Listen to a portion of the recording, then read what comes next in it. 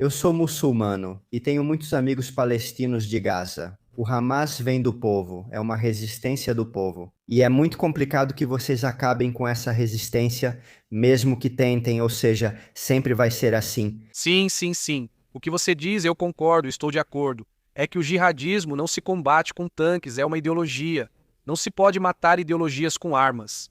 Ideologias se combatem com ideologias. Eu tenho vários vídeos sobre o assunto. Tenho uma pergunta.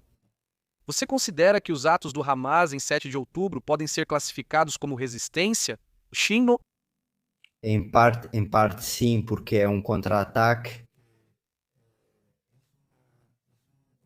Porque temos que levar em conta que palestinos e israelenses nunca estiveram em paz. Ou seja, o dia 7 de outubro é um ponto no meio de muitos pontos de guerra. A guerra não começou em 7 de outubro. Muito antes de 7 de outubro já havia guerra. O povo israelense já provocava com certos atos entradas em Al-Aqsa, na mesquita Al-Aqsa com grupos judeus.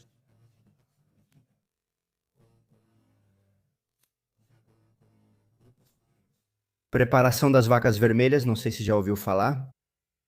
E todas essas coisas já são provocações. E o que transbordou o copo foram certas coisas que já estavam sendo preparadas. O 7 de outubro não marca o início da guerra que já ocorria. Você fala que em parte é resistência, e em que parte não é. Bem, porque eu vi vídeos e tem coisas que foram cometidas. E o porta-voz do Hamas disse que, ou seja, que há indivíduos dentro do grupo que cometeram coisas que não deveriam, por exemplo, atirar em civis.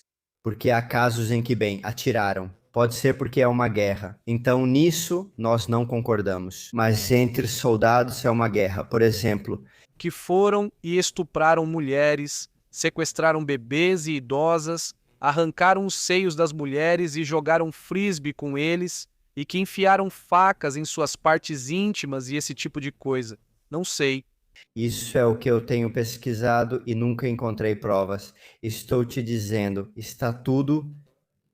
Olha o discurso do Netanyahu na ONU, ele tem tipo um broche, como um código QR.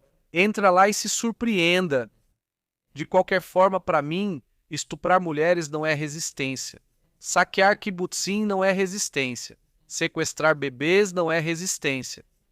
E cometer todas essas atrocidades, porque nós, judeus, vamos ao lugar mais sagrado dos judeus, não é resistência. Eu não sei quem disse para vocês que Al-Aqsa é alheio aos judeus.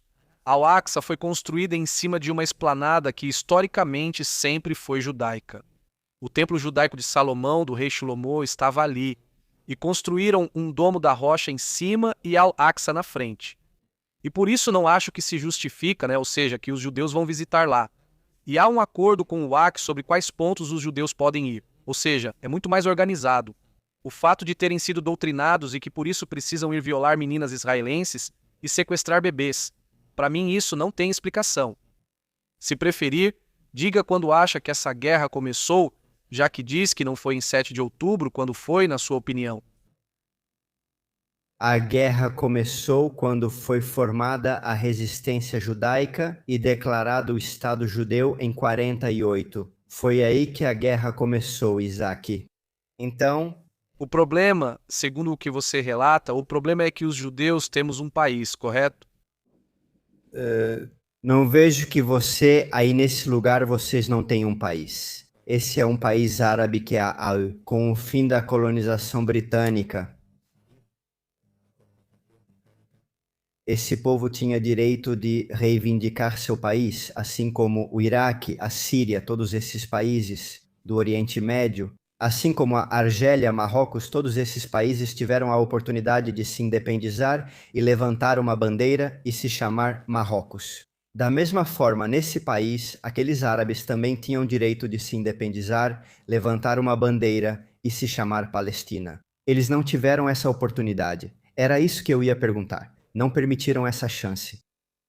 Você diz que a população que depois passou a ser chamada de palestinos, porque eles não foram chamados de palestinos em 48 só depois, em 64 é que passaram a se chamar palestinos. Essa população, você diz, não teve oportunidade de criar seu país. Não teve oportunidade de criar seu país porque colocaram ali o quê? Um obstáculo. Não deixaram a oportunidade porque estabeleceram um Estado israelense sionista, como vocês chamam.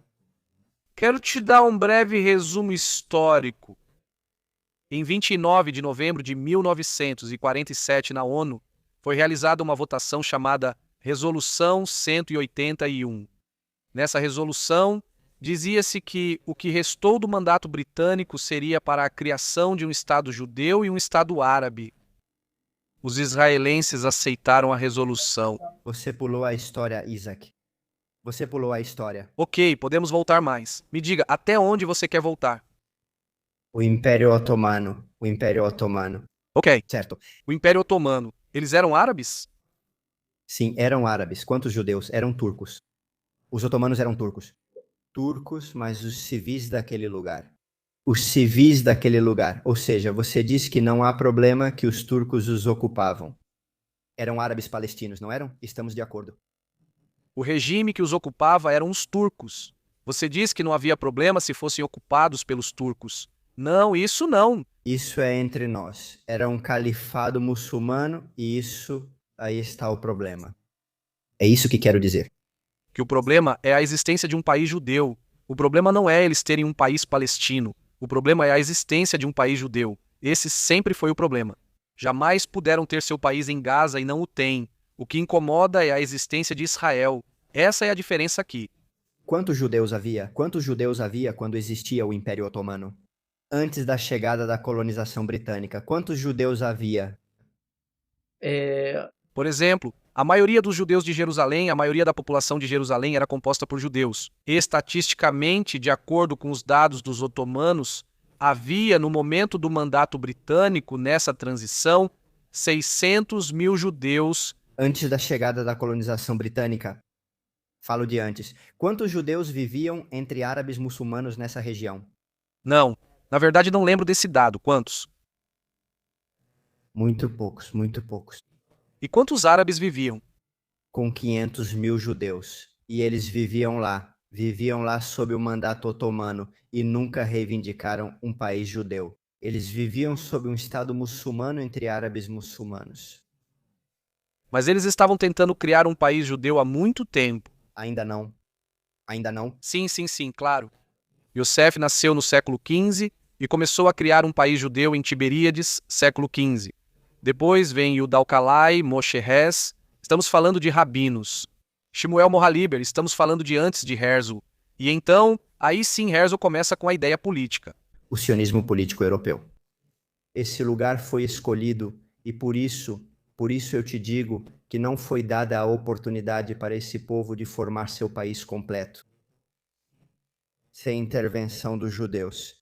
Se você me permite fazer o relato histórico, a ONU faz uma votação em 1947 para estabelecer um país judeu e um árabe. Os judeus aceitam. E os árabes rejeitam. Os árabes todos rejeitam o plano de partilha e por isso ficam sem país.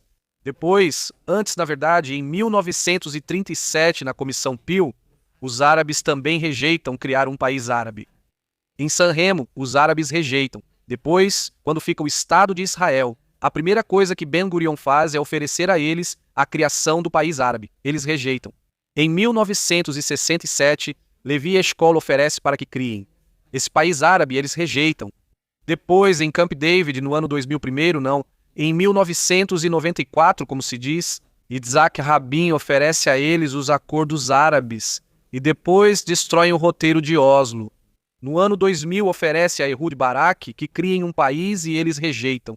Você sabe que Ehud Barak ofereceu 97% do território para eles e eles rejeitaram. Em 2008, Ehud Olmert oferece a eles 97% do território e Jerusalém. E eles rejeitam a oferta, porque o problema sempre é depois. Donald Trump, em 2020, ele oferece criar o país palestino, o plano do século, e eles rejeitam. Jamais. Israel, em 2005, deu a faixa de Gaza para que eles criassem um Singapura do Oriente Médio e não criaram nada. O que importa não é que eles tenham um país árabe. O que importa é que Israel tenha um país judeu. Essa é a grande irritação deles. Mesmo que o país judeu fosse minúsculo, eles não aceitam isso. Esse é o grande motivo. Por que não escolheram desde o início outro país, como a Argentina ou algum país na África? Por quê? Por quê? Por quê? Por que escolheu o palestino? Olha, Você vê aquela parede atrás de mim, Khaled? Eu posso pegar qualquer livro dali, o que você quiser, e quase qualquer página vai falar sobre a terra de Israel. Eu te garanto. Quase qualquer livro que eu pegar. Não, desculpa. Qualquer livro que eu pegar vai falar sobre esta terra. Não vai falar da Argentina, não vai falar de Uganda, vai falar de Israel. Pelo Alcorão, você que é muçulmano, o Alcorão diz que Bano Israel recebeu esta terra. Cuscuno para Bano Israel, Cuscuno para. Porque se o próprio Alcorão nos diz que esta é a terra dos judeus, por que eu teria que ir para a Argentina? Estamos aqui antes mesmo dos palestinos serem um conceito. Os palestinos nem pronunciam a letra P, pois é imposição romana. Viemos antes. Por que não podemos ter autodeterminação, mas devemos ceder a quem estupram nossas meninas? você acha que agora mesmo eu posso dizer: a Península Ibérica me pertence e que expulsei os espanhóis porque meus ancestrais viveram lá por 8 séculos? Ou que os gregos, mas Sabe qual é a diferença? vamos expulsar todo o povo da Turquia porque Constantinopla era nossa. Isso não justifica nada. Ou seja, vocês já foram expulsos. Vieram gerações após gerações naquela terra. E você vem de onde, vem? Nem sei se você é realmente judeu, porque sabemos que muita gente de toda a Europa foi reunida para estabelecer ali um país sionista, quando nós sabemos perfeitamente que a descendência dessas pessoas não tem muito a ver com os judeus. Olhos azuis, você é árabe? Eu sou árabe, sim. Eu sou amazigh. De onde são os árabes? Ou nativamente. Você sabe a origem do árabe? Iêmen. Da Península Arábica, sim, perto do Iêmen, tipo mais ao norte do Iêmen. Mas na península, o Hejaz, como é chamado. Como? Como você vai dizer que um árabe, que os árabes são os nativos, são o povo, digamos, indígena, vamos chamar de nativos, do Hejaz, da Península Arábica? Por que vão reivindicar a Península Arábica?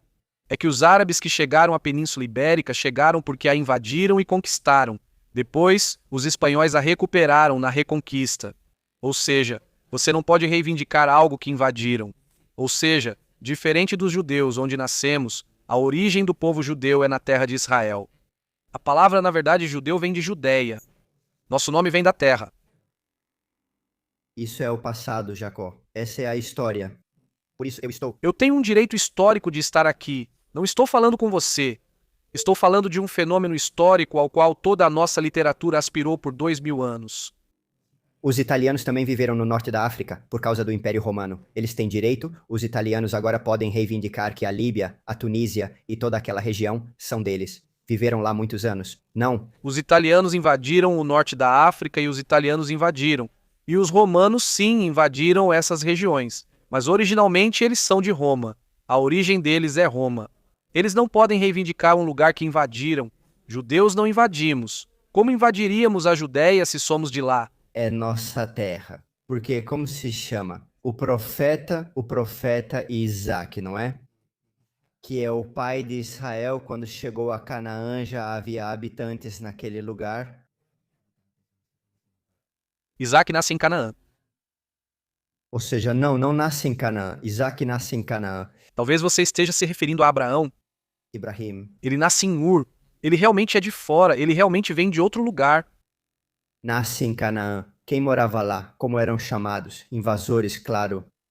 Invasores, os cananeus. Agora você fala da Bíblia, não de história. Os cananeus eram descendentes de Cam, em hebraico Shan. Os camitas eram da África. Os camitas invadem a região dos semitas, e foi assim que os cananeus chegaram aqui, segundo a narrativa bíblica, ou seja, os cananeus não eram os habitantes originais. Abraão, por outro lado, ele é descendente de Terá e assim por diante. E ele vem de Éber. Éber é a palavra Éber. Hebreus vem de Éber. Éber era desta terra. Ou seja, Abraão retorna à terra do bisavô. Então, o que eu quero te dizer é que se cada ser humano tivesse que reivindicar um lugar que pertencia aos seus ancestrais, seria um desastre. Podemos deixar esse ponto de lado, pois é complicado voltar à história. Tenho uma pergunta. Mas a grande diferença, sabe qual é? Que um judeu realmente consegue rastrear sua origem até aqui. Se você é amazigh, certo? Você pode traçar que deveria estar no Marrocos. E não há problema em você viver no Marrocos. Não tem problema. Você pode ir para o Marrocos. Felizmente. Dizer, por exemplo, aos marroquinos que falam árabe e dizer para eles: voltem para a Arábia Saudita porque vocês são invasores. Não. Mas Os marroquinos. Mas os mais digres são locais do norte da África. Sim, mas como você pode saber que essa pessoa também foi seu pai, a mais digre, e é uma mistura entre hebraico e... É uma pergunta muito boa e por isso o que você mostra é que os árabes invadiram o mundo. Por isso hoje no norte da África se fala árabe. Eles invadiram o mundo. eles conquistaram o mundo. E Israel não. Mas nem sempre é invadir, porque você pensa que os soldados, quando chegam a um certo lugar, não é que os soldados traziam toda a nação, mas sim que se convertiam ao Islã automaticamente, pois muitos tinham esse engano de se chamarem árabes, mas não eram árabes. Por exemplo, os Amazigh, os Digras se converteram ao Islã, não é? Não são árabes, correto? Correto. Mas como é o fato? Você sabe como se sabe? Então, aqueles que viviam na Palestina talvez fossem judeus que se converteram ao Islã e agora vocês estão matando seus irmãos que antes eram judeus. Você não pode saber. Não. Não acredito nisso por vários motivos que posso explicar, mas vou te dar uma analogia sobre expansão. Quantos países no mundo falam árabe? Muitos, dezenas. Quanto? E por quê? Porque os árabes se expandiram, dominaram e unificaram um califado mundial, conquistaram muitos lugares. Quantos países falam espanhol? Quantas dúzias? A coroa espanhola colonizou muitos lugares, impondo seu reino e governo, por isso muitos falam espanhol. O inglês seguiu caminho similar, mas quantos lugares no mundo falam hebraico? É o único. Ou seja, se você pegar a arqueologia, pegar uma pá e escavar, é o idioma que falamos aqui hoje em dia.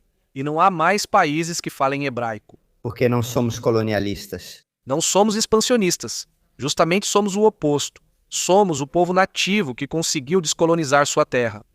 Nós somos a prova de que um povo, mesmo estando 2000 anos no exílio, voltou para sua terra que estava colonizada pelos otomanos, depois pelos britânicos, nós os expulsamos. E agora descolonizamos nossa terra.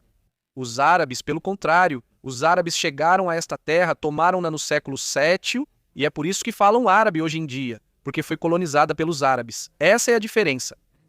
Aos palestinos, como são chamados hoje em dia, foram dadas 11 oportunidades para que criassem um país.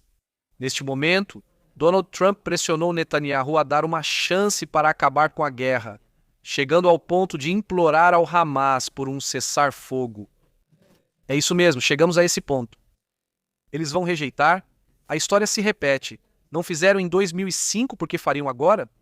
Ou seja, não sei como podem dizer que nunca tiveram oportunidade, se Israel estendeu a mão para eles uma, duas, várias vezes. Esta guerra sim começou em 7 de outubro. Se Israel entregou a faixa de Gaza buscando paz, por que ela não existe? Porque esta guerra começou em 7 de outubro com a invasão do Hamas. Você acredita? Você acredita que atualmente o que está fazendo Israel é justificável levando em conta? Olha, vou supor que não é uma resistência e que usa civis como escudo humano, certo? Você concorda que um ladrão entre em um banco, ataque e comece a fazer a estratégia?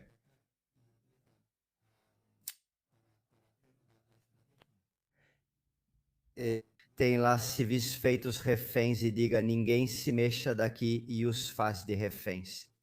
E aí chega o país e bombardeia todo o banco, matando 2 ladrões, os ladrões e uns 80 civis.